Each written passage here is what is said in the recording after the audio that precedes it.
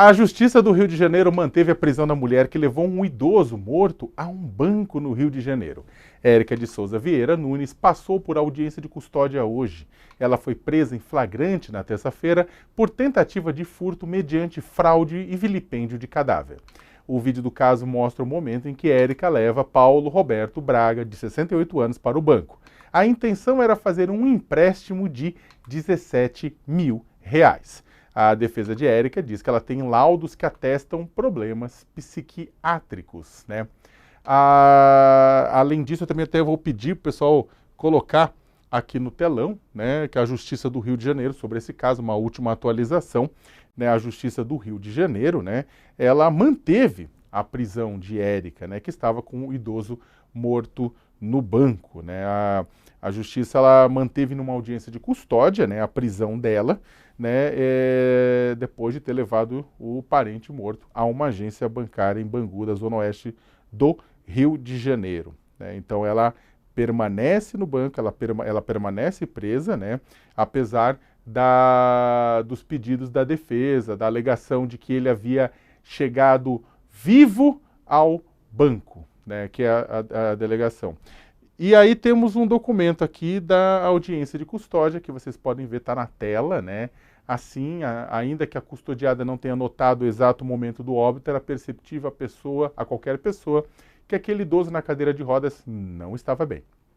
Diversas pessoas que cruzaram com a custodiada e o senhor Paulo ficaram perplexos com a cena, mas a custodiada teria sido a única pessoa a não perceber. O que salta aos olhos e incrementa a gravidade da ação é que em nenhum momento a custodiada se preocupa com o estado de saúde de quem afirmava ser cuidadora. Os funcionários do banco, que notando aquela cena vexatória e cruel, acionaram o socorro. O ânimo da indiciada se voltava exclusivamente a sacar o dinheiro, chegando ao ponto de fazer o senhor Paulo segurar uma caneta para demonstrar que estaria assinando o documento. Né? É uma situação extremamente vexatória, como a gente bem sabe. A gente até comentou que houve já um depoimento do motorista do Uber que levou, né, do carro que os levou até o banco, dizendo que ele estava vivo no momento da entrada. Um outro vizinho também falou que ele estava vivo no momento da entrada.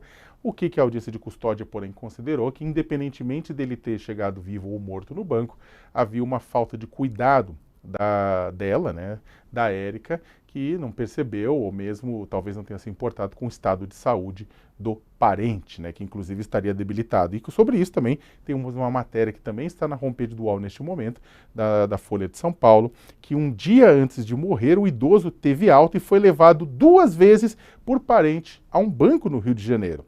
Ou seja, a Érica Nunes levou o Paulo Roberto Braga 2 vezes a um banco, logo após ele ter uma alta hospitalar em uma unidade de pronto atendimento, uma UPA, em Bangu. No dia seguinte, isso na segunda-feira, dia 15. E aí, no dia seguinte, ela levou ele a outra agência, onde a gerente, após constatar que estava apático, acionou o SAMU e a polícia, e aí verificou-se o óbito. Ou seja, aquela não era a primeira vez que a Érica levava o tio num banco para tentar conseguir um empréstimo, né? Imagens obtidas pela polícia mostram a Érica levando Paulo a um banco BMG em Bangu na segunda. De acordo com o prontuário médico, ele ficou dependente de oxigênio entre os dias 8 e 15 deste mês, né? No dia em que ele teve alta, ou seja, que ele saiu da UPA, né, de acordo com o prontuário, aspas, o paciente estava taquicárdico, né, para quem taquicárdico, batimento acelerado, né? Com frequência cardíaca de 97 batimentos por minuto, saturação de oxigênio no sangue periférico 95, disártrico e com dificuldade para deglutir. Mesmo assim, Érica tentou sacar o dinheiro do empréstimo que havia sido contratado no dia 25 por meio do celular.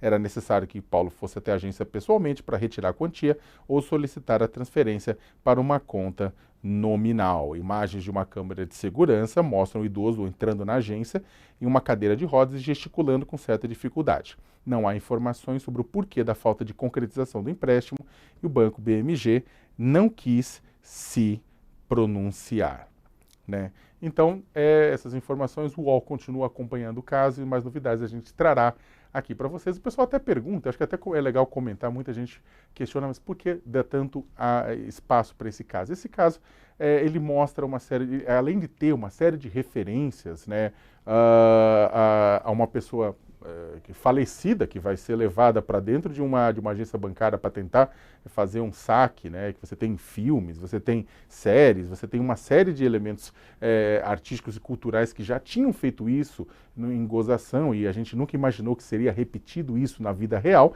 Além disso, esse caso também mostra uma situação sobre o tratamento que é dado aos idosos, né? É preciso investigar se essa cuidadora, se essa parente estava se aproveitando dele para obter um empréstimo, né, para fazer deste idoso uma galinha dos ovos de ouro, né, buscando recursos para ele, ignorando a própria saúde dele. Ou seja, esse caso levanta diversos temas e diversos pontos que precisam ser solucionados, não apenas em respeito ao falecido, não apenas em respeito à vítima, mas também a todos os idosos de uma maneira geral.